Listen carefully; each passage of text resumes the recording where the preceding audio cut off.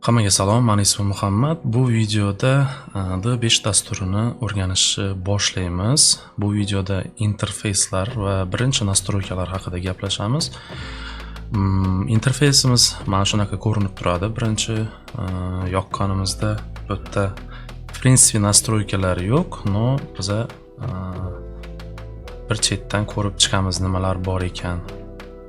Chapda knopkani bosganimizda bizda fayl, yangi proyekt ochish, oxirgi ishlangan ishlar, сохранить, render knopkasi, import knopkasi va clear data knopkasi. Clear data menimcha shu keshda saqlanayotgan narsalarni o'chirib tashlaydigan narsa.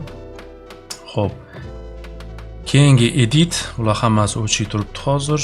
Buning uchun biz sahnani ishni boshlashimiz kerak, o'shandan keyin hammasi ishga tushadi. Bu yerda bizda hamma oynalar ko'rsatilgan, ya'ni qaysi oynalar kerak bo'lsa, hozir bizda ko'pchiligi yonib turibdi. Masalan, grid kerak bo'lsa, grid yoqib qo'ysa bo'ladi, masalan. Clay rejimga o'tsa bo'ladi. To есть bu hamma menyudagi knopkalar ko'pchiligi уже bu yoqda bor. Xuddi shu narsa bu yoqqa chiqarilgan. Agar bu yoqdan topa olmasang, bu yoqdan bosib ko'rsang bo'ladi degan maqsadda qilingan bu narsa. Maxda ham xuddi shunaqa, boshqa dasturlarda ham xuddi shunaqa. Ya'ni qayerdadir qanaqadir oynani yo'qotib qo'ysang, bemalol uni bu yoqdan topib olsa bo'ladi. Xo'p, bu yoqda hozir bizda glavniy kerak bo'ladigan nastroyka bu preference. Preference'da generaldan boshlaymiz. Bizda faqat hozir inglizcha til bor, ruscha qo'shishmagan. Inglizchada ham shundoq ham tushunarli. Maxni ham biz shu ingliz tilda o'rganganmiz. Так что bu yerda so'zlari Maxga, o'zi umuman 3D olamiga yaqinroq bo'ladi. Xo'p, unit millimetrda turadi. Xohlasanglar santimetrda ishlasanglar santimetrga qo'ysa bo'ladi. Men millimetrda qo'yganman. O'shanda ishlayapman. Autosave yonib tursa 10 minutdan, har 10 minutdan saqlanib qiladi. Self compressed project bu sahnamizni sjat qiladi, ya'ni hajmini kichaytirib beradi. Men buni o'chirib qo'yganman, chunki o'zi qanaqadir proyektning hajmini qisish noto'g'ri deb hisoblayman, chunki vaqt o'tib u faylni keyin ochmay qolishi mumkin. O'shaning uchun agar kompyuterda joydan muammo bo'lmasa, buni o'chirib qo'ygan yaxshi. Чтобы kelajakda proyektlaringiz ishlamay qolmasligi uchun. Xo'p, short kursda bizda hamma knopkalar, ya'ni горячий klavishlar, bu yerda ham hammasini nastroyka qilsa bo'ladi. Menda pamalchang turibdi. Agar qaysidir knopka sizga neudobniy bo'lsa, xohlagan knopkaga qo'ysa bo'ladi. Dальше widgetlarda bizda mana qo'shimchalar bor, ya'ni qo'shimcha pluginlar. Bepul versiyasida faqat mana shu ikkitasi turadi. To есть ikkitasini o'rnatsa bo'ladi. Qolganlarini o'rnatish uchun Prosini sotib olish kerak, podpiskasini sotib olish kerak. Bu yerda ham yaxshi funksiyalari bor. Proda ham masalan VR rejimni yoqsa bo'ladi.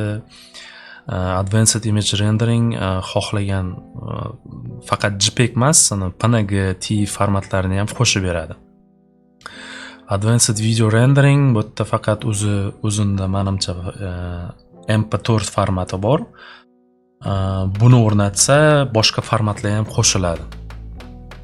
Frame rate ham xuddi shunaqa, ko'proq frame ratelar yonadi, ya'ni kadrlar soni ko'payadi.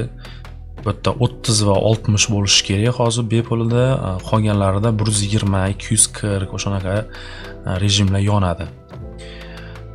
Xo'p, D5 SR image rendering buni bilmayman nima qiladi. Menimcha bu nima bo'lsa kerak, ya'ni o'zini serverida render qilish, ya'ni video kartangizda render qilmaydi-da, sahnani o'sha D5 serveriga jo'natadi va ular render qilib beradi.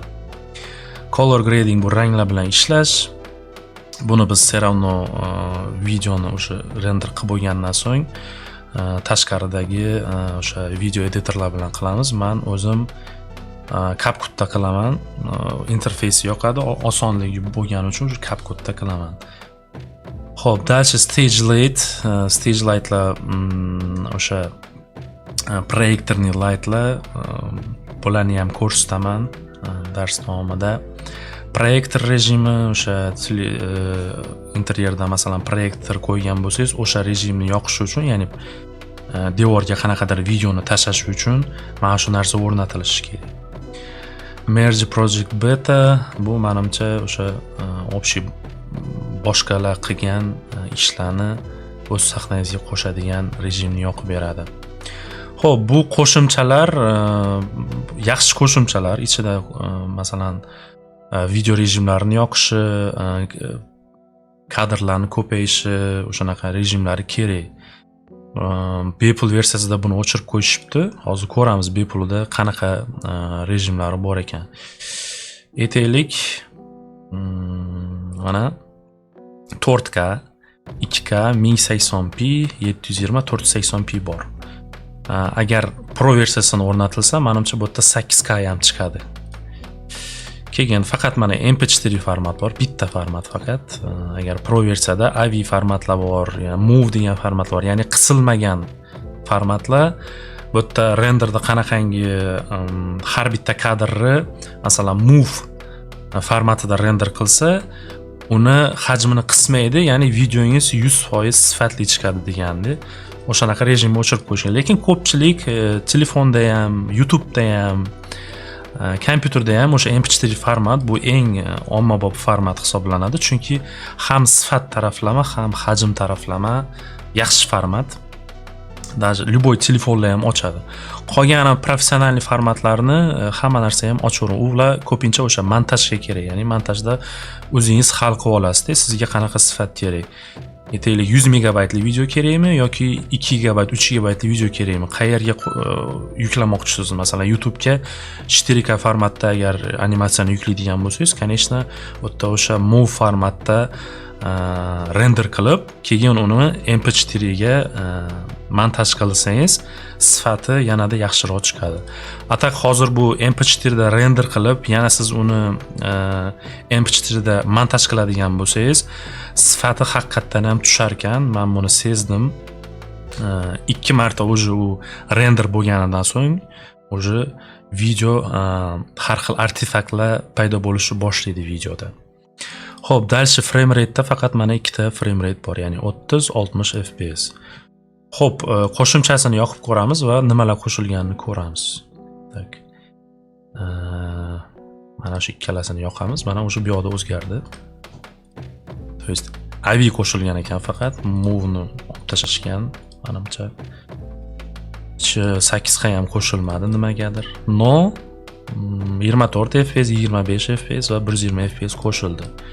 Unchalik ko'rayotganlaridek, unchalik katta farqi yo'q. Bepulini ham, pullikini ham в принципе biza o'sha 60 fps, MP4 va men aytaylik agar sahnam juda katta bo'lsa 1080 da qilaman. Agar kompyuter kuchi yetsa 2K da qilaman.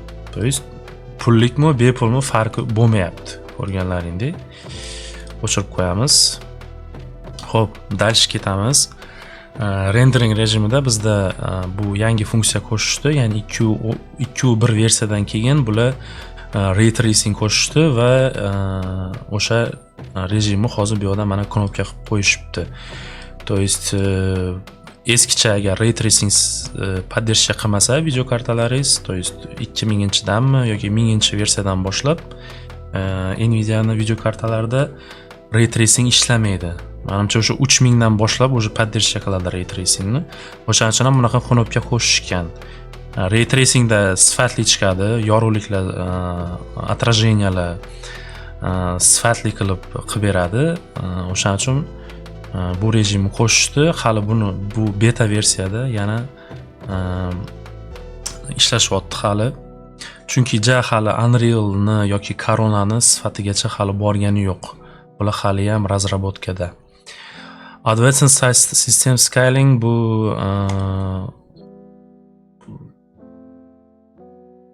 tak. Ya'ni agar biz uzoqlashsak, qanaqadir sahnamiz bor, katta sahnamiz bor, agar uzoqlashsak uni mana shu oynamizdagi renderni sifatini tushiradi, чтобы kompyuter qotib qolmasligi uchun. Ya'ni bizda hozir mana tepada 60 fps ko'rsatib qo'yibdi, chunki sahnamizda hech nima yo'q. Agar sahnada poligonlar ko'payib ketsa, u fpsimiz tushishni boshlaydi. Kompyuter videokarta ko'tara olmaganidan.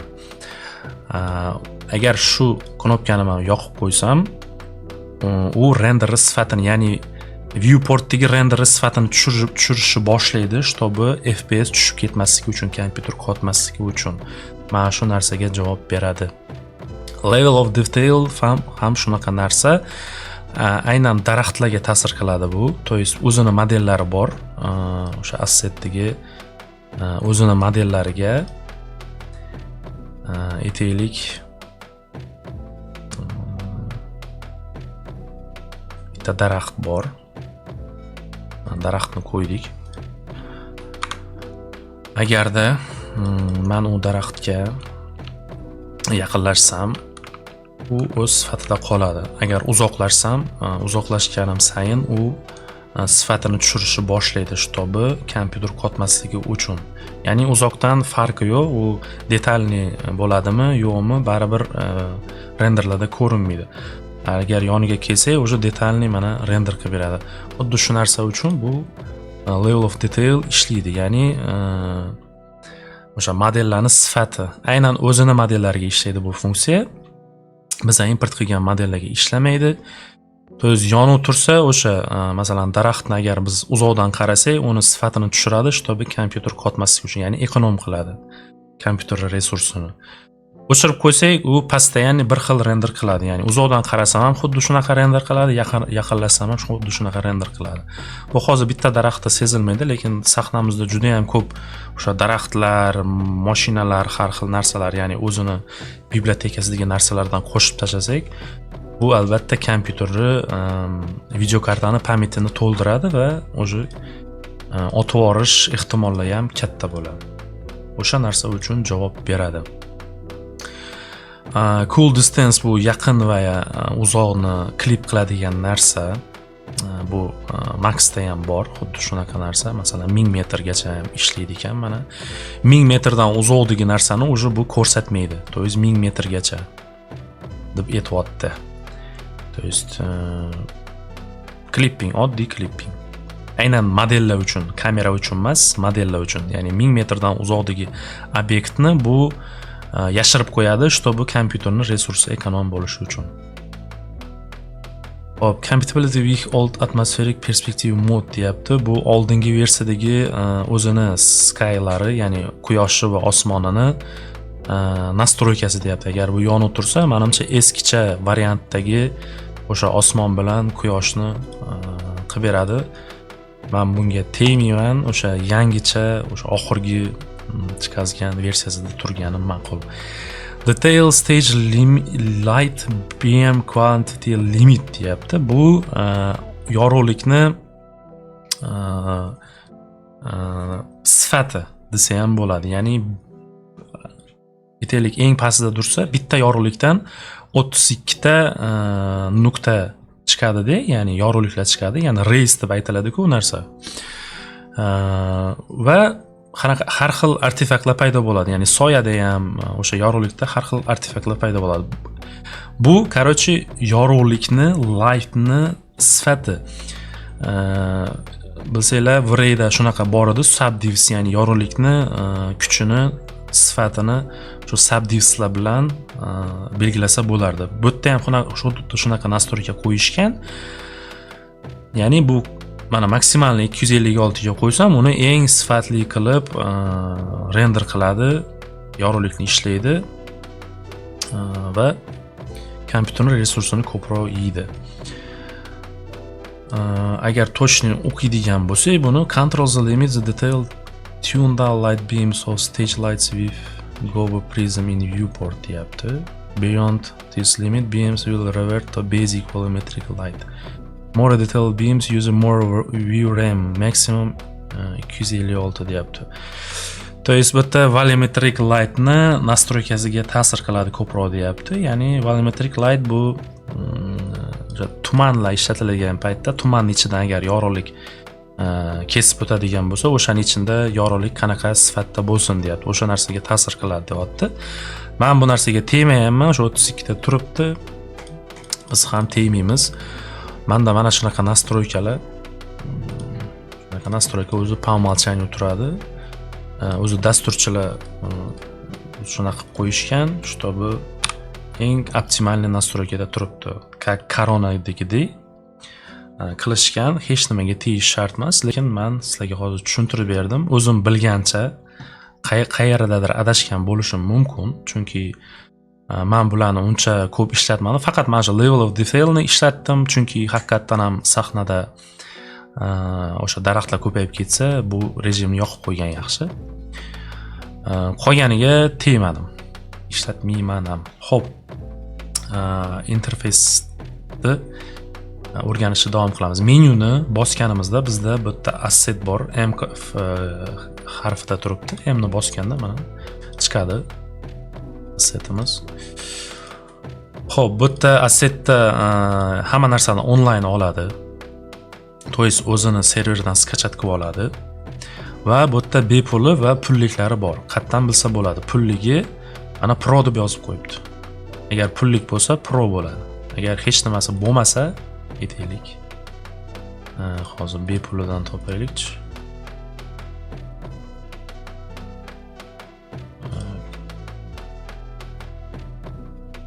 Mana masalan, mana bu yerda Pro degan yozuv yo'q. Demak, bu bepul model. Buni olib ishlatsa bo'ladi. O'sha Pro yozuv turibdimi? Demak, buni podpiskasini sotib olish kerak ishlatish uchun. Xo'p, dalchi. Mana bunaqa значок modelda animatsiya borligini bildiradi. Agar unaqa значок bo'lmasa, demak model statichnik hisoblanadi. Unda animatsiya yo'q. Xo'p, yana bu yerda skachat knopkasi bor. Agar skachat qilib bo'lingan bo'lsa, уже птичка turadi. Mana птичка turadi, ya'ni model уже menda skachat qilingan, bemalol buni bosib turib, men sahnamga qo'yib olishim mumkin. Agar yo'q bo'lsa, demak menga bosaman, bu skachat qilishni boshlaydi. Yana bitta knopkasi bu yurakcha, ya'ni izvirniga qo'shib qo'ysa bo'ladi agar modelni yo'qotib qo'ysangiz, chunki modellar juda ham ko'p. Deylik, qanaqadir daraxtni ishlatdingiz va uni tezda topib olmoqchisiz. Favoritlar bor mana. Favoritda u turadi. Har bitta favoritga qo'shilgan narsalar mana shu yerda turadi hammasi. Xo'p, yana nimalar bor bu yerda? Lokal bor. Lokalda o'zimizni materiallar, ya'ni sahnada ishlatgan, import qilingan qanaqadir model bo'lsa, o'sha materialni siz nastroyka qilgan bo'lsangiz, uni сохранить qilsa bo'ladi va keyinchalik ishlatsa bo'ladi. O'z menda mana сохранить qilganlarim bor. То есть qaysidir materialni ishlatdingizmi, qaysidir ishingizda va uni сохранить qilib qo'ysangiz, boshqa ishlarga ham o'tadi mana. То есть общий sizni bibliotekangizga qo'shiladi, uni bemalol keyingi ishlaringizda ham qo'llasanglar bo'ladi. Xo'p, onlaynda yana bizda modellardan tashqari tayyor materiallar bor. Tayyor partiklar bor. Partiklar bu mana har xil, masalan, aytaylik, vodopad, sharsharalar, bulutlar, har xil yonib turadigan narsalar, o't bor, даже kaminlarga qo'yish uchun. Ya'ni qo'zg'alib turadigan tabiiy narsalar deb tarjima qilsa ham bo'ladi. Xo'p, skatterda negadir skatterni ochmayapti, mana ochdi. Skatterda tayyor shablonlar bor, masalan, mana gazonlar tayyorlari. Bularni juda ham ehtiyotlik bilan ishlatishni tavsiya beraman, chunki juda ham ko'p resurs yevoradi bular. Tayyor preset bo'lganidan so'ng qanchalik katta joyga bersanglar, buni kompyuter shuncha ko'p resurs talab qiladi va qotib qolish ehtimoli bor. Xo'p, dalshi bizda HDRlar, o'zini tayyor HDRlari. Bularda animatsiya yo'q. Sразу aytib o'taman. O'zini osmonida animatsiya bor mana. Mana bulut qo'zg'alyapti. Uni dvijeniyasini, qayerga yurishini, bulutdan soya tushishini yerga ham nastroyka qilsa bo'ladi. Lekin o'zini bibliotekasidagi HDR'larda bunaqa narsa yo'q mana. Даже osmon, bulut yo'qolib ketdi. No bulut nima qo'shsa bo'ladi? Tuman bor mana. Tuman ishlatsa bo'ladi. Shamol ishlatsa bo'ladi. Shamol nimaga kerak? Shamol mana daraxtlarda animatsiya bo'lsa, shamolni kuchiga qarab u qo'zg'alishni boshlaydi. Precipitation bu bizda yomg'ir. Mana yomg'ir va agar bu yoqqa o'tirsam qor. Uni ham nastroyka qilsa bo'ladi, kuchlari, hamma narsalar bor. Buni keyinchalik yana ko'rib chiqamiz. Milky Way bu somon yo'li deydimi buni o'zbekchasiga? Buni ko'rish uchun albatta tun bo'lishi kerak. Mana tunga o'tib olaman. Tunga o'tsam mana Milky Way ko'rsanadi. Mana bu Milky Way. Bu nочной renderlarda qo'shsa bo'ladi, qo'shimcha chiroyli narsa. No, men to'g'risi hali ishlatib ko'rmadim. Bu yangi funksiya, yangi qo'shishdi bu narsani. Mana buni даже движениялari ham bor, bu yoqqa sursa bo'ladi. Xo'p. Dальше assetimizda Terrarian bu tayyor landshaftlar, ya'ni bu yerda ko'proq tog'lar bor mana. Fonga ishlatish uchun agar eksteryeringiz yoki interyeringizga fonga o'zingiz tog' ishlamoqchi bo'lsangiz, bulardan ham foydalansa bo'ladi. Qo'yaman. Bu juda ham katta. Uzoqroqqa qochishim kerak buni ko'rish uchun. Razmeri ham bor ekan mana. Mana sразу qo'yib berdi. То есть mana shunga masalan o'zimni keyin eksteryerimni qo'yib ishlatsam bo'ladi. Yaxshi funksiya, lekin bizda unaqa aktualniy emas. No, Toshkentdagi tog'larimda agar qanaqadir obyektlar bo'lsa, men bemalol ishlatsa bo'ladi buni ham. Xo'p. Mana shunaqa narsalar o'zini assetlarida bepullarda juda ham kam. No, yaxshi hamki biz o'zimizni modellarimizni import qilib bemalol ishlatsak bo'ladi. Xo'p, dальше ketamiz. Asosiy oynalar bilan tanishib chiqamiz endi. Bularni o'chirib tashay. Tak. Xo'p, chap qo'limizda bizada sahna listimiz, scena list bu aytaylik. Men qanaqadir kadrni topdim-da, aytaylik, men shunday kadr topdim va uni aytaylik mana quyoshni qo'ydim, nastroykalar qilib oldim va men mana shu turishini saqlanib qilmoqchiman. Mana create bosaman, mana chiqdi bu yoqda. Demak, bu hamma mana shu turishlarini, obyektlarni turishi emas, aynan kadrni turishi, osmonni nastroykalari, ya'ni effektlar va effektlarni saqlanib qiladi. Aytaylik, mana men bu sahnada mana shunaqa nastroykalar bo'lsa, men bu yoqqa hozir qo'zg'alaman-da. Quyoshni masalan tunga o'tkazaman va saqlanib qilaman yangicha qilib mana. Mana shu tun bilan hozir bu nastroykalar saqlanib bo'ldi. То есть biror bir nastroykalaringizni saqlanib qilib qo'yish uchun bu. Mana sразу o'tib oladi. Mana shu narsa uchun qilingan. Layer bu layer, o'sha Max-dagidek, AutoCAD-dagidek o'sha sloylar, bu ham o'sha agar narsalar ko'payib ketsa, layerlarning ichiga narsalarni qo'yib turib, udobniy qilib nastroyka qilib olish mumkin. Objektda bizda sahnamizdagi hamma obyektlarni ko'rsatadi. Terrain bu mana shu yerimiz. Mana bu Jakanda degan mana daraxtimiz. To есть sahnadagi hamma obyektlarni mana shu joyda ko'rsatadi. Bularni ham masalan aytaylik ko'zga ko'rinmaydigan qilib qo'ysa bo'ladi. Qulflab qo'ysa bo'ladi. Qulf bo'lsa masalan mana o'sha bo'lmaydi.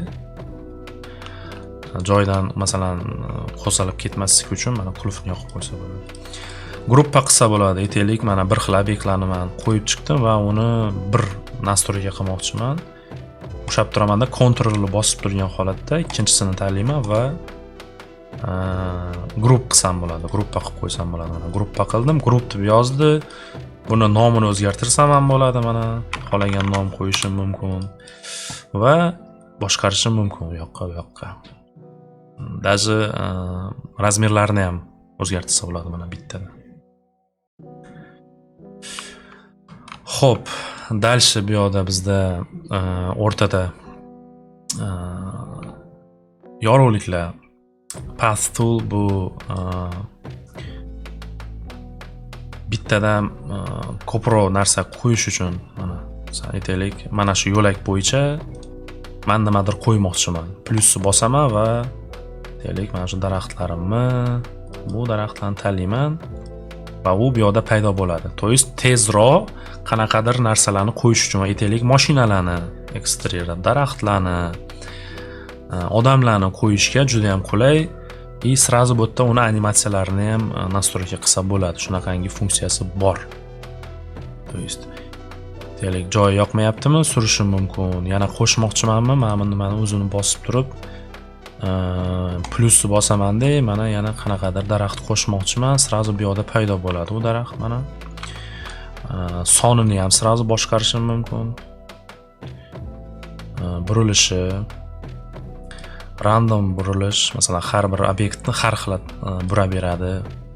Random offset mana oralig'ini random ochib beradi. Random spacing, har bir obyektni oralig'ini o'zi random ochib berishi. Scaling, общий razmeri modellarni. Random scaling, to есть shunaqangi qulay ishni tezlashtiradigan funksiyalari bor. Xo'p, yorug'likdan to'xtalib o'tmabman. Yorug'likda mana bizda 5 xil yorug'lik bor. To есть nuqta yorug'lik, spotlight, ya'ni pastga tushib turadigan yorug'lik, bu ko'proq mana interyerda galogenlar uchun. O'zini tayyor galogenlari bor, uni ham ko'rsataman. O'zingiznikini ham qo'shsangiz bo'ladi bemalol. Strip light bu ledlar, uzun light, mana led light qo'ysa bo'ladi. Rectangle bu to'rtburchak light, buni windowlarga ishlatsa bo'ladi. Tashqaridan, ichkaridan oynalarga qo'yish uchun va dumalog'i shuni. Dumaloqni tepadan mana общий nimagadir yorug'lik berish kerak bo'lsa, ishlatiladi buni razmerlari mana. To есть bu narsalarni hali yana to'xtalib o'tamiz. Xo'p, dальше toolsda yana advanced brush, scatter, path bularni uncha ishlatmayman men. Bu bo'yaydigan narsalar, mana bo'yab turib qo'yib chiqsa bo'ladi. Ya'ni uni tez qo'yib chiqish uchun kerak. Bitta qo'yib o'tirmaysizda, mana shunday qo'yib chiqsa bo'ladi. O'shaning uchun qilishgan. Qulay. Xuddi shu narsani brush emas, bo'yash stilida emas, aytaylik scatter. Ya'ni scatterda siz o'zingizda qanaqadir bir joy bor, aytaylik bir area bor, o'sha areaga bosasiz, o'sha area bo'yicha u hamma narsani o'stirib beradi, qo'yib beradi. Pathda o'sha yo'lak bo'yicha, mana bunaqa pathga o'xshagan, ya'ni yo'lak bo'yicha qo'yib o'stirib beradi. Qanaqadir yo'lak yasadingiz, o'sha yo'lak bo'yicha hamma obyektlarni qo'yib chiqadi. Xo'p, add particles bu partiklar, bularni aytib o'tgandim. O'sha partiklarni ham osongina qo'yish uchun knopkasini qo'yib qo'yishgan. Kamera bu kamera qo'shadi, ya'ni qanaqadir bir kamera qo'shib turib, masalan, aytaylik, bosaman va bunda qo'ysam, o'sha kamerani bu yoqda qo'yapti. Men u kamerani boshqarishim mumkin, u yoqqa bu yoqqa burashim mumkin. Aytaylik, bu yoqda o'zi sразу mana ko'rsatib turibdi. Bu oddiy kamera. Uni настройкалari bor, keyinchalik yana to'xtalib o'tamiz. Current kamera sizni ko'rib turgan viewportdan kamera sozlat qiladi. Masalan, menga mana shu turish yoqyaptimi? Bosib turib current deyman, mana shu joyga endi u kamera sozlat qilib berdi. Shunaqa knopka. Xo'p, add sections bu yerda qirqishlar, masalan, mana slice desa ham bo'ladi buni. Koronada yangi rejim bor-ku, slice qilib beradigan. Aytaylik, qanaqadir obyekt meni kameramga xalaqit qilayotgan bo'lsa, mana shu narsa bilan men uni qirqib tashlashim mumkin. Aynan o'sha qanaqadir bir kadrda menga xalaqit qilayotgan bo'lsa, mana shu narsa bilan ana qirqsa bo'ladi. Qirqadigan narsa slicer desa ham bo'ladi. Bular section plane deb yozib qo'yibdi. Nomlari sari o'zgargan. Xo'p, Atskatter bu o'sha aytganimdek tayyor o'sha gazonlarni, o'rmonlarni yaratib beradigan knopka. Buni bosib o'tirmayman hozir, chunki o'tgan safar bosuvdim, kompyuterim qotib qoldi. Sizlarga ham tavsiya qilmayman buni bosishni. Xo'p, Terrarian bu o'sha, Terrarian ya'ni tayyor o'sha tog'lar, nimalar knopkalar. Tushunarli, ha? Bu bitta biz unaqangi ko'p narsani ishlatmaymiz. Eng glavni kerak bo'ladigan narsa bu yorug'liklar. Agar ekstra ishlayotgan bo'lsak, mana shu path tool kerak bo'ladi, ya'ni testda daraxtlar, odamlar, mashinalar, mana hayvonlarni testda o'zimizga kerakli bo'lgan joylarga qo'shib chiqish uchun kerak bo'ladi. Va mana bu brush sistemasi ham yaxshi. Juda qulay. Testda o'sha o'zingizga kerakli joyga daraxtlarni tez qo'yib chiqsangiz bo'ladi. Qolganlarini pashta ishlatmaymiz. Men даже kamera ham qo'shib o'tirmayman, chunki mana agar kamera rejimiga o'tsangiz, mana aytaylik, video animatsiya qilmoqchiman. Men srazu bu yerdan kamerani qo'ysam bo'ladi. Aytaylik, mana shu turishdan menga qo'y deyapman-da, oldinga sal yurayman-da, mana bu yerda mana buni bossam, mana bo'ldi, paydo bo'ldi, animatsiya ham o'zi paydo bo'ldi mana.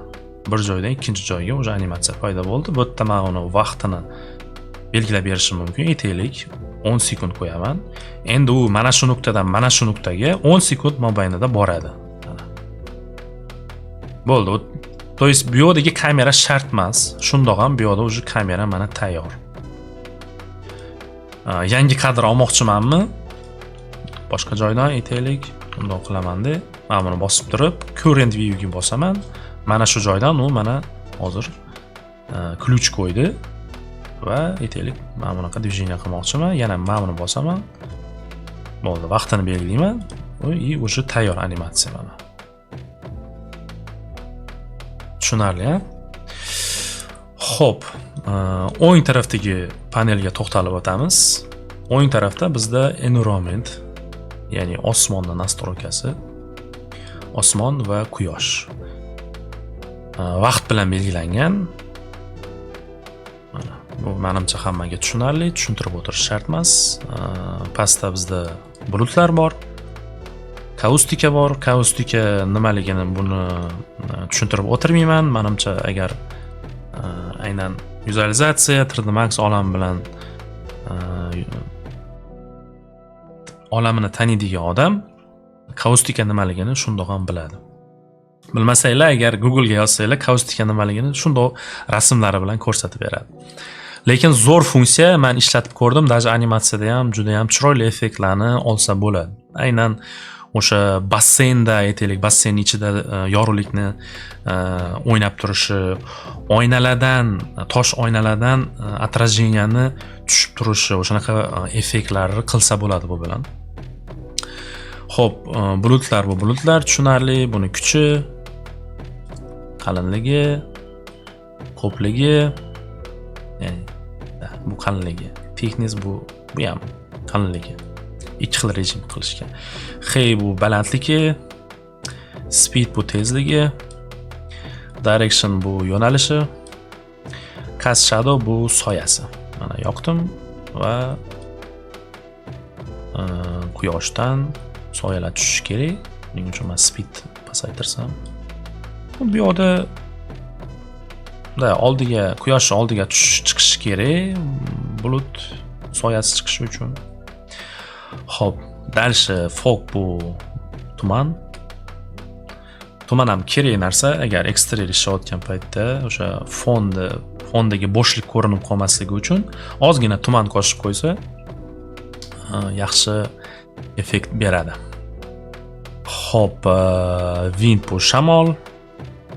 Shamol effektini bilish uchun o'sha bizga daraxt kerak, ya'ni animatsiyali narsa kerak. Endi odamlarning mashinalarga u ta'sir qilmaydi, u faqat daraxt, aytaylik, pardaga, interyerda ta'sir qiladi. Xo'p, precipitation o'sha bu yomg'ir va qor. Buni kuchi,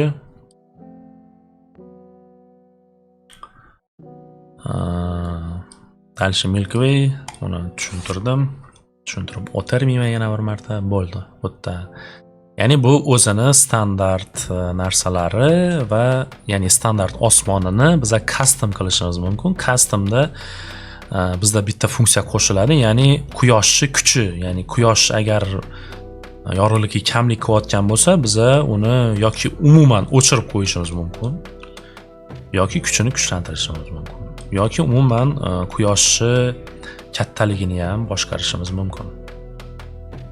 Altitude bu balandligi quyoshni. Mana shunaqa chiroyli effektlarni qilsa bo'ladi bu bilan. Azimut bu yo'nalishi quyoshni. Ya'ni customda siz osmonni, quyoshni razmerlari, qayerda turishini o'zingiz ruchnoy belgilaysiz. Agar yo'q, menga o'sha haqiqiy realniy bo'lishini xohlamayman desangiz, men bilan boshqarasiz. To'g'ri, vaqt bilan boshqarsa bo'ladi. Xo'p, HDRlar tayyor o'zining HDRlari bor. Aytaylik, mana shunaqa HDR, u statichniy, u qo'zg'almaydi. Uni faqat burash mumkin. Kuchini boshqarish mumkin, aytaylik. Kuchi balandlik qilyaptimi? Yomg'irli havoga o'xshadi. Mana boshqarish mumkin. Har xil HDRlari bor, o'zini quyoshli HDRlari bor. Yoki agar o'zingiz HDR qo'shmoqchi bo'lsangiz, mana plus bosasiz va bu yoqda o'zingiz HDRingizni tanlab olishingiz mumkin bemalol. Xo'p, mana bunaqa funksiyasi qo'shilgan HDRga, ya'ni sovuq bilan issiqlikni boshqaradigan. Area of effect bor, ya'ni osmon to есть osmonning rangi fonga ham ta'sir qilsinmi yoki hamma narsaga ta'sir qilsinmi degan funksiyani bajaradi mana bu narsasi. Buni uncha ishlatmaymiz. Quyoshini отдельно boshqarsa bo'ladi, aynan HDR o'zini, quyoshini kuchini boshqarsa bo'ladi. Bu yerda u fonda o'zgarmaydi, u faqat tushib turgan narsalarga ta'sir qiladi faqat mana. Radiusum soyasi. Xo'p, dальше ketamiz. Yana bitta narsamiz bu effekt. Effektda bizda lootlar bor har xil. O'zini lootlari juda ham kam ekan, to'g'risini aytsam. Va yaxshi emas, men uncha ishlatmayman, lootsiz qilaman, lekin ishlatishni yo'li bor bu yerda ham mana. Lootlarni ham qo'shsa bo'ladi, agar o'zini saytidanmi yoki qayerdandir loot bo'lsa, qaronanikini oladimi yo'qmi bilmayman, lekin balkim ishlar, balkim ishlamas. Men buni ko'rmadim. Lootlarni nimaga ishlatmayman? U umuman ranglarni o'zgartirib tashlaydi. Mana har xil. To есть uni lutchi oxirida o'zingiz montaj qilayotgan paytda o'zingizga yoqadigan bir korreksiyani qilganingiz yaxshi. Bu yoqda lutchi hamma narsa o'zining rangida qolgani yaxshi. O'shaning uchun lutlarni ishlatmayman. Xo'p, post proses oynamiz bor, o'sha xuddi koronanikidek.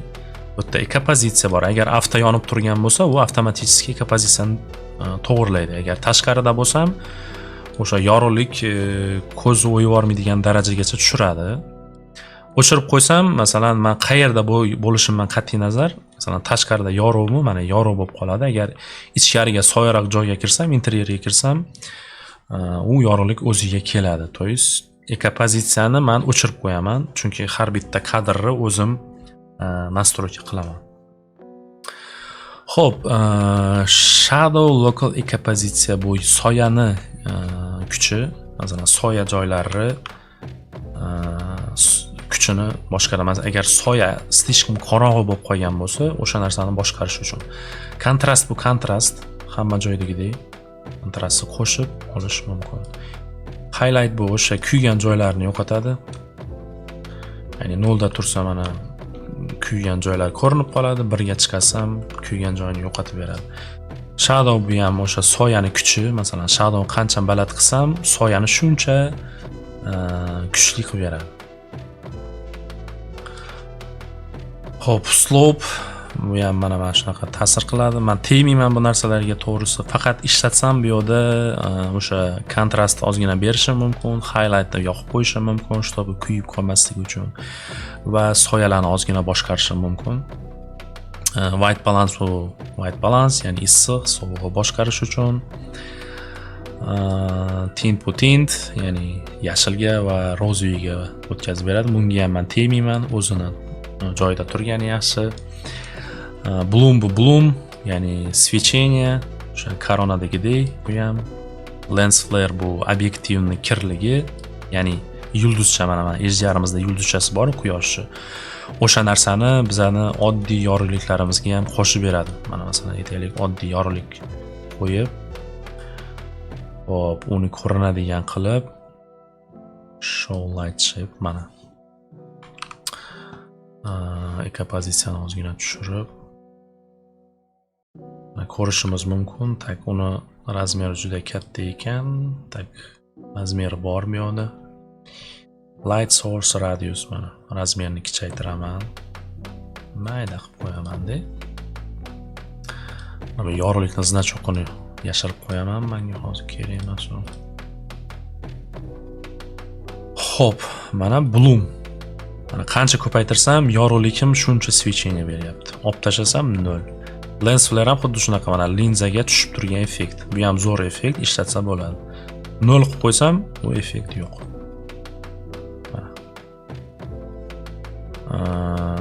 Rainbow bu kamalakka qo'shadi, o'sha nimaga? Mana shu lens flare ga kamalakka effektini qo'shadi, ranglarini har xil qilib beradi. Vignetting bu vignetting, vignetka. Buni ham почти ishlatmayman, no ishlatsa bo'ladi.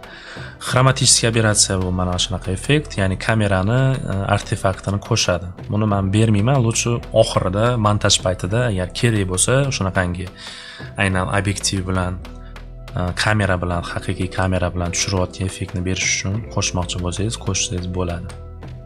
Saturation bu rangning kuchi. Rangsiz ranglar. Xo'p, stylelar bor bu yoqda. AO bu AO, ya'ni har bir obyektni chetiga o'sha qora chiziq qo'shib beradi. Ambient occlusion. Bizda koronada buni o'sha, ya'ni vreda 4 deb nomlanardi bu narsa. Koronada o'sha AO deb nomlanadi. Xuddi o'sha effekt, ya'ni obyektni chetiga, ikkita obyektni burchagiga o'sha qora soyani tashlab beradigan narsa. AO tushunarli. Z-depth bu uzoqlikni o'sha nimasini qo'yib beradi. Koronada bilsanglar shunaqangi effekti bor. Tumanni qo'shish uchun qilingan, ya'ni uzoqdagi narsalar bilan yaqindagi obyektni qo'shish uchun qilingan. Bu ko'proq o'sha Photoshop bilan ishlayotgan paytda kerak narsa, aynan oddiy render paytida. Animatsiyada bu narsani ishlatib bo'lmaydi, qiyin ishlatish. Chunki har bitta kadr bilan ishlashga to'g'ri keladi. Outline bu liniya qo'shish nimani chetiga. Mana obyektni chetiga liniya qo'shish, mana hozir ko'rinyaptimi yo'qmi? Mana shu obyektimning chetida mana mayda qora liniya bor. Mana kuchi ham bor bunda, mana kuchini 100 qo'ydim, mana yavni ko'rindi. Agar qanaqadir obyektlar burchaklarini mana shunaqa liniya bilan ko'rsatib effekt qilmoqchi bo'lsanglar, zo'r funksiya. Mana. Ya'ni bu AO ni teskarisi desa ham bo'ladi. Xo'p, buni nastroykalari bilan keyin tanishib chiqamiz agar kerak bo'lsa. Xo'p, endi viewportdagi knopkalar bilan tanishamiz. Viewportda bizda chap burchagimizda knopkalar bor. Deylik. Qanaqadir obyektni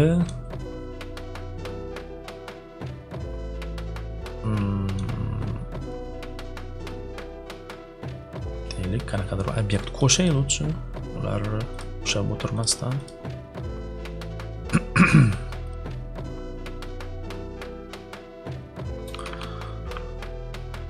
Ana u clipping ishlayapti bu yoqda. Uzoqroqqa. U hamma joyga ishlar ekan-a, qaranglar.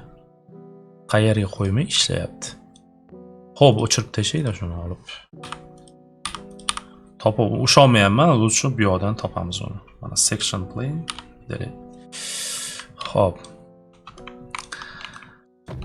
Daraxtimiz.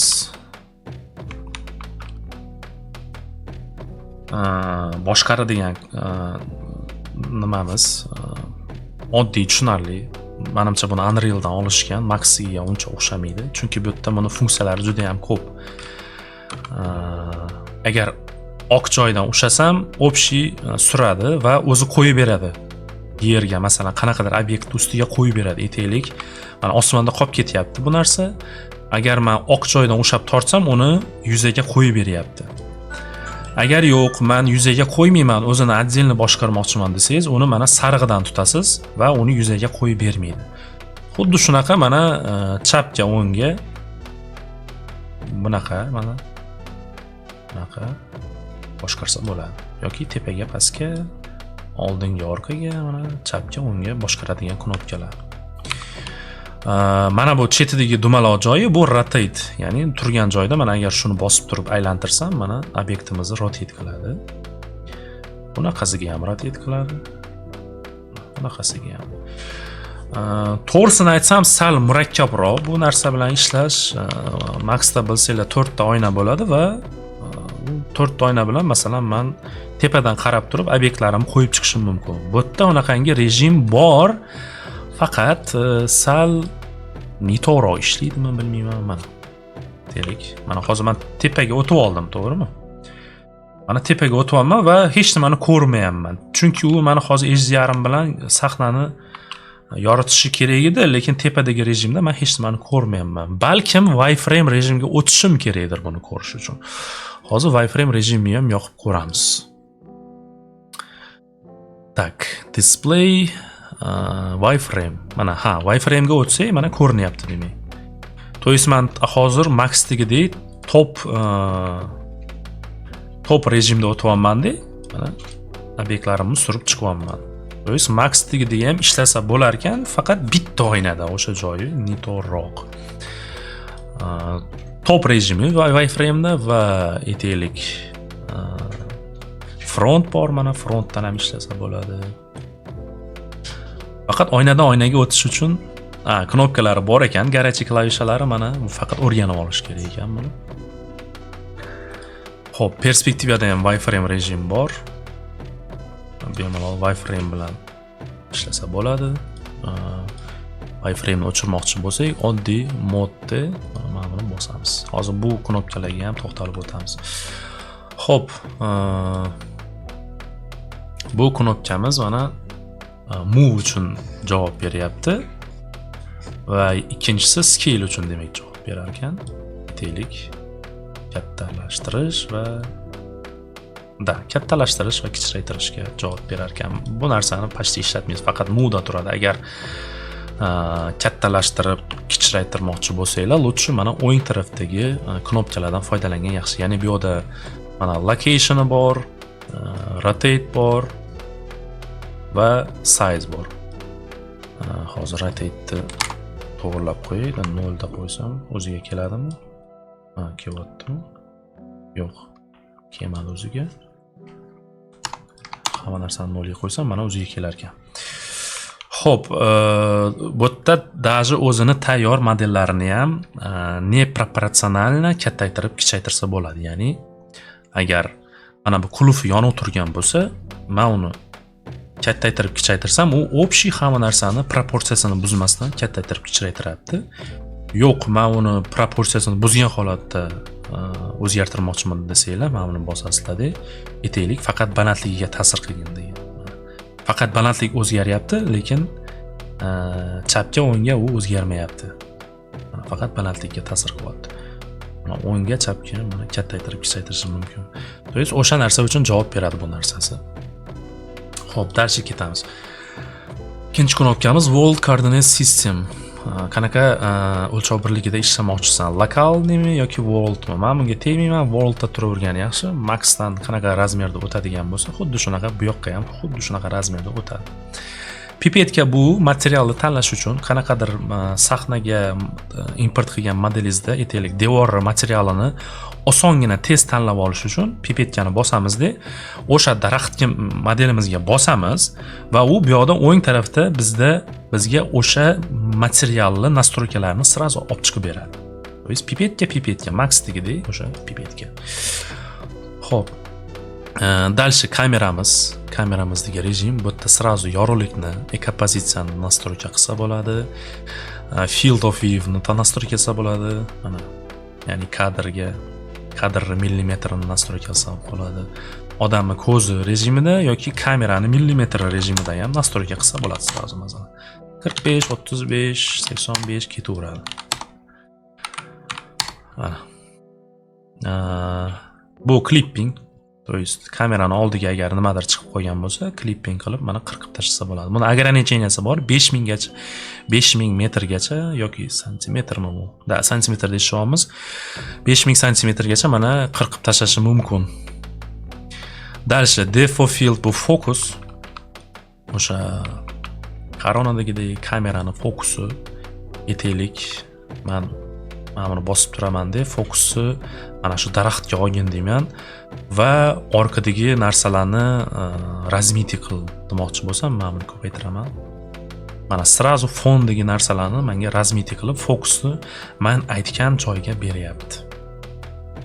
Bu oddiy fokus. Xo'p, dальше pastdagi knopkalar bu o'sha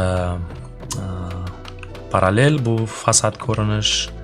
2 point perspektiv bu agar mana narsalarga fasad ishlayotgan paytda vertikalniy shift yoqib o'chiradigan narsa.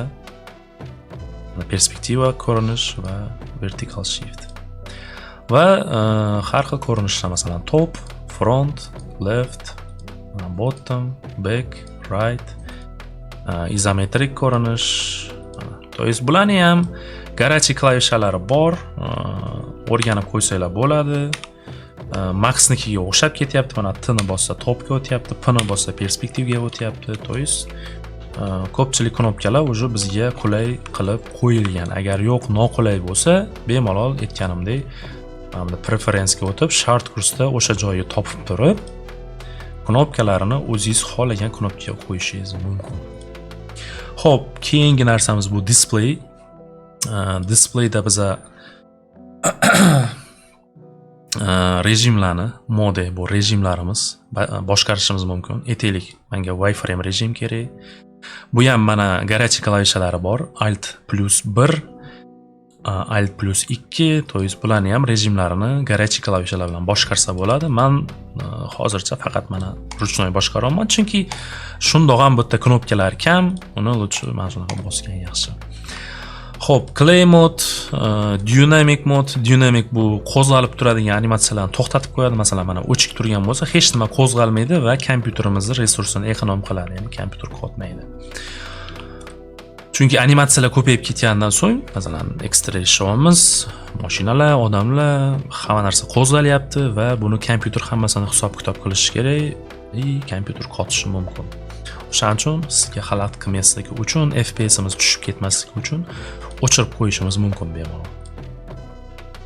Xo'p, real time quick quality deyapti. Real time rendering ni sifati, ya'ni hozir mana bu bizga hozir primerni render qilib beryapti. Mana soyani tashab beryapti, materiallarni ko'rsatib beryapti. O'sha narsani boshqarishimiz mumkin. Agar men smoothga bossam, undan mana soyalarni olib tashlayapti, yaltirashlarni, boshqa narsalarni o'chirib tashlaydi. Shtobi kompyuter qotmasligi uchun. Siz ishlayotgan paytda hamma narsani modeling qilib bo'lib, hamma narsani joylab bo'lganingizdan so'ng precisionga o'tib turib, hamma narsani ko'rib olishingiz mumkin. O'shaning uchun, ya'ni kompyuterni qotirmasligi uchun shunaqa rejim qo'yishgan. Accumulate bu interaktiv knopka desa ham bo'ladi. Ya'ni aytaylik, mana shu ko'rinishni men yana bitta render qilishim mumkin. F4 bossa, mana u hozir render qilyapti o'zi. Mana shu turishida hozir u render qilib, faqat tez render qilib berdi. Primerni soyalar qanaqa ko'rinadi, o'sha yaltirashlar qanaqa ko'rinadi, yorug'lik qanaqa ko'rinadi, o'shani bilib olish uchun qilingan bu narsa. Ya'ni finalniy renderda bundan ham sifatli qilib render qiladi bu. Bu primerniy tez render. Lekin bu renderning ham nastroykasi bor. Mana custom setting deb qo'yibdi.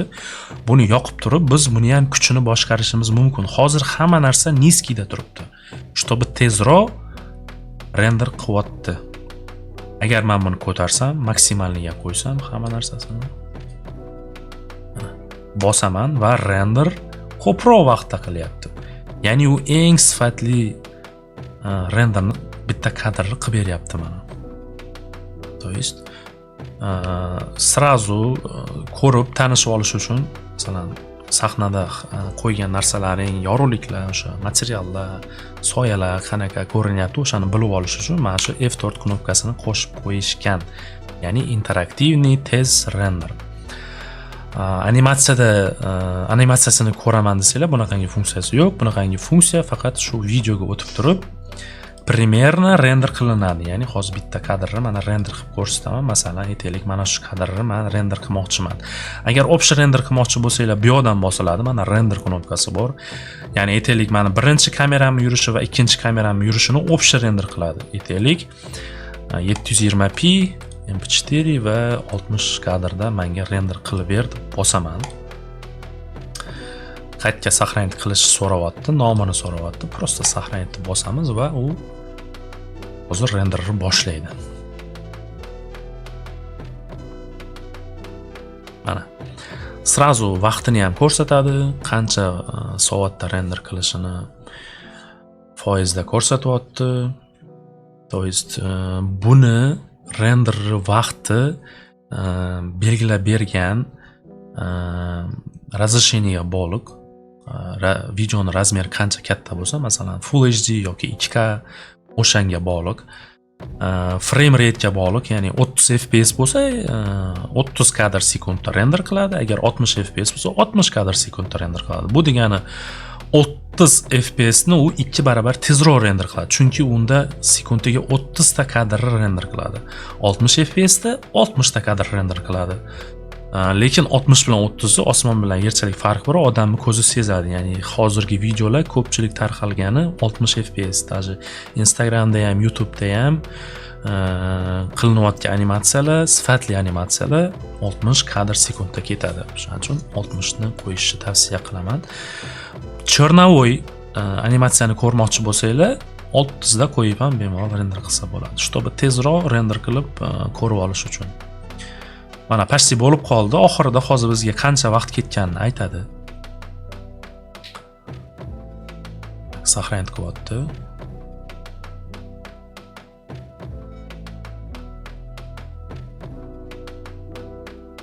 Oxirida hamma qilgan render qilgan kadrlarni yig'ib bitta video qilib beryapti. Hozir o'shaning uchun o'ylanib qoldi. Mana total time, ya'ni 1 minut 40 sekund ketdi. To есть bizda 18 sekundli videoyimizni 1 minut 40 sekundga render qilib berdi. Mana renderimiz.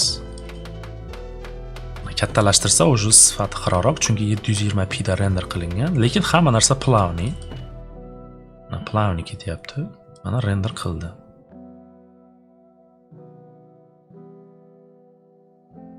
Hop.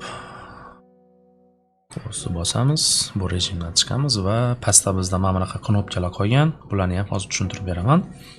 Va shu bilan darsligimizni tugatamiz. Xo'p, movement speed bu kamerani mana movement tezligi. Agar men prosta VASD bilan yursam, buralmoqchi bo'lsam u yoqqa bu yoqqa mishkani 10 knopkasini bosib aylanaman. Aynan 10 knopkasini bosish kerak. Va kameramiz yurishi uchun VASD knopkalaridan foydalanamiz. Buni bizga pastda mana yozib qo'ygan. VASD QE ni bosib sen kamerani boshqarishing mumkin deyapti. Ya'ni Q bilan E balandlikni boshqaradi. Mana Q ni bossam tepaga ko'tariladi, E ni bossam pastga tushadi. V oldinga, D S orqaga, A chapga, T o'ngga. To есть o'yindagidek qilishgan udobni bo'lishi uchun. Men mana shunaqa rejimda ishlayman. Boshqacha rejimlari ham bor, hozir buni tushuntirib beraman. Xo'p, kameraning tezligini qanaqa boshqarsa bo'ladi? Uni tezligi bu yoqda kamerada, mana kamera bo'limida buni men tushuntirib beramanman. Mana rejimlari bor. Kamerani 3 xil rejim, ya'ni orbitda mana bir joyda aylanadi. Mana 10 knopkani bosyapman va aynan to'xtagan joyda aylantirib obyektimizni ko'rishimiz uchun. Xuddi Max'dagidek. Fly bu uchish, mana shu aytgan rejimim, ya'ni yursa bo'ladi. Agar shiftni bosib bossam kameram tezroq yuradi mana. Tezroq borib olishimiz uchun qilingan. Walk bu yurish, odamning bo'yi bo'yicha mana yuradi. Masalan, interyer ichida yurmoqchisiz, mana yursa bo'ladi. Odam bo'yini mana bu yoqdan boshqarsa bo'ladi. Ya'ni 165 sm odam deyapti. aytaylik, buni men balandroq qilishim mumkin. O'zimni bo'yimga to'g'lab qo'yaman. Mana yurib, mana interyerda yurayotgandek men yurib chiqishim mumkin, ko'rib chiqishim mumkin interyerimni, eksteryerimni. Kamerani tezligi bilan 5 ta turibdi hozir. Buni ko'paytirishim mumkin. Mana qancha baland qilsam, shuncha odamim tezroq yuryapti. Xuddi shunaqa flyga ham ta'sir qiladi bu. Deylik, mana 100 ga qo'yaman va kameram endi bilmadim kilometrdami o'lchanadimi bu yo yo'qmi, u tez yuradi. Buni men где-то o'sha 20 larga qo'yib qo'yaman, normalniy mana yuryapti. Agar tezroq yurmoqchi bo'lsam, shiftni bosib olaman, mana tezroq yuradi. Xo'p, dальше shu o'sha odam bo'yi buni yoki fly rejimida kamerani balandligi deb hisoblasa ham bo'ladi. Mana 0 qo'ydim, u yerga o'tirib oldi. 1 qo'yaman, 1 metr balandlikda turdi kamera. То есть kamerani sразу agar balandligini qo'ymoqchi bo'lsanglar, bu yerda yozasizlar, mana 1 metr balandlik deyapti. Kamerani buralishi, masalan, gradus bo'yicha bunaqangi effektlari ham bor. Animatsiyada ishlatsa bo'ladi. Va mouse speed bu mishkani o'sha tezligi. Mishka qanaqangi tez buraladi, chapga, o'ngga, tepaga, pastga qanaqangi tez buraladi. O'zingizga udobniy qilib qo'yib qo'yasizlar. Amalchani 2 turibdi, men tegmayman, shu 2 normalniy. Tushunarli-a bu joyi ham. Xo'p, pastga qaytadigan bo'lsak, mana scroll RMB deyapti. Adjust movement speed, mana tezligini scroll bilan qilsa bo'ladi deyapti. Mana RMB degani o'ng knopkani mishkani bosib turaman-da, mishkani rolikini agar ko'tarsam, mana movement speed oshyapti. Pasaytirsam, pasayyapti. To есть bu yoqda bosib o'tirmaymiz-da buni. Shundoq mishkamiz bilan qilsak ham bo'lar ekan. Tezlanishni mana aytayapti, shift v vasida mana shift tezlashtirib beradi deyapti. Space naоборот sekinlashtirar ekan mana. То есть shift tezlashtirsa, space pasaytiradi, чтобы o'tib ketmasligi uchun nimadandir qilingan, udobniy qilingan. Har bitta mana shu oynamizda qilinadigan funksiyalarni pastda sразу chiqazib qo'yadi. Sразу bilib olsanglar bo'ladi, qanaqa knopkalarni bossa nima qilishini. Xo'p, в принципе, yana nima oynalarimiz qoldi knopkalar. Mana tepadagi knopkalarni aytmanman. Bu AIda masalan render qilingan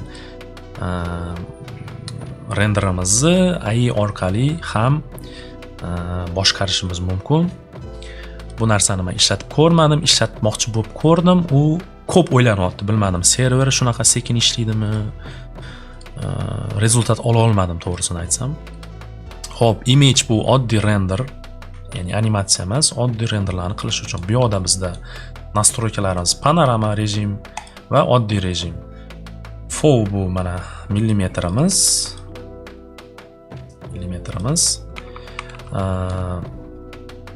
Соотношение bu 16 ga 9 video, 4 ga 3 kadr, 3 ga 2 kadr, 1 ga 1 kadr. Mana sразу qilib qo'yishgan, udobniy qilish uchun. Preset razmerlar 2 ga, 4 ga, 6 ga, 8 ga ketaveradi. Yoki ruchnoy yozishingiz ham mumkin bu yoqda, masalan, aytaylik. Menga 3840 ga, o'sha 2160 4K razmeri kerak. Yoki bu yoqda buni bossam ham xuddi shu narsa chiqyapti. Sal bu yoq o'zgargan, nimagadir noto'g'ri berishyapti bular. Xo'p. To есть bu yerda o'sha razmerlarimiz. Channels bu qo'shimcha sloylar, agar kerak bo'lsa yoqib qo'ysa bo'ladi. O'chirib qo'ysangiz uni render qilmaydi, faqat bitta kadrni mana bosamiz, aytaylik. Renderga bosaman. Faqat PNG bor, bepulida demak. JPEG yo'q. JPEG menimcha o'sha pullikda ochiladi o'sha. Va u o'ylanadi-da, hozir hisob-kitob qilib render qilib beradi. Mana o'sha ko'proq o'ylanyapti. Chunki o'sha razmerimiz 4K da hozir render qilyapti va hamma soyalarni, effektlarni qo'shib hozir bu render qilib beryapti. Ochib ko'ramiz. 15 megabaytli mana rasmni render qildi va mana u original razmeri. To есть olagan razmerda sizga render qilib beradi, faqat video karta ko'tarish kerak. channelslar bu xuddi aytganimdek o'sha qo'shimcha sloylar agar kerak bo'lsa yoqib qo'ysanglar, bularni ham отдельно сохранять qilib beradi. Masalan, Sky Mask bu osmon.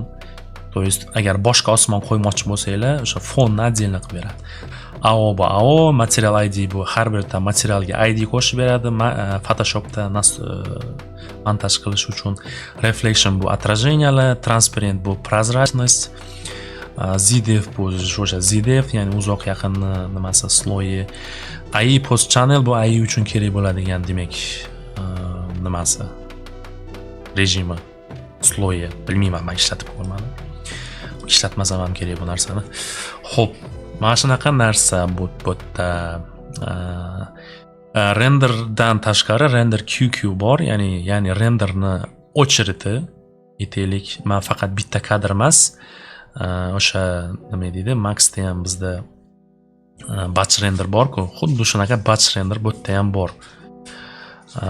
O'sha batch renderga qo'shib qo'yib, har bitta kamerani, kadrlarni men общий keyin oxirida renderga bosib olishim mumkin.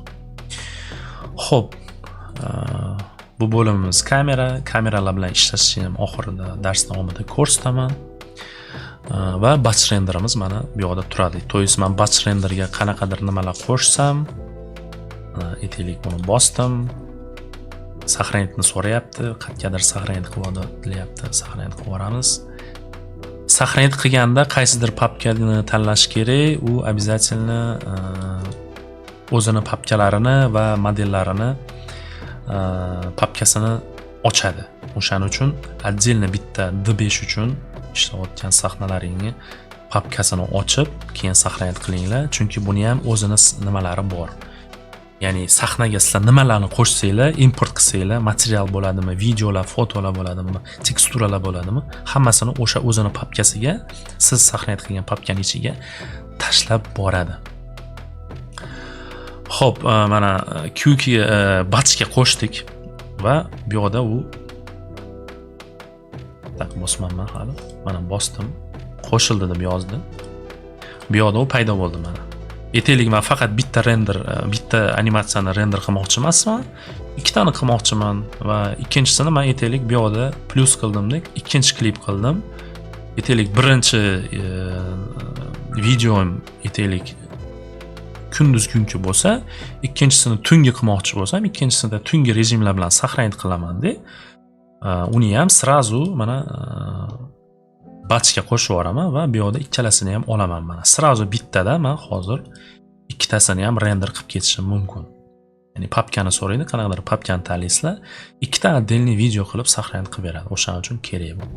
Bo'lganidan so'ng mana chelikni bossanglar, o'chirib tashlaydi. Xo'p, bugungi videomiz mana shunaqa edi. Savollar bo'lsa, обязательно agar nimadir o'tkazib yuborgan bo'lsam, qayergadir tushunmay qo'ygan bo'lsanglar, обязательно kommentariyga yozinglar, men javob beraman va keyingi videolarda o'shani bafurcha yana videoni boshida tushuntirib ketaman. Xo'p, hammaga rahmat, sog' bo'linglar.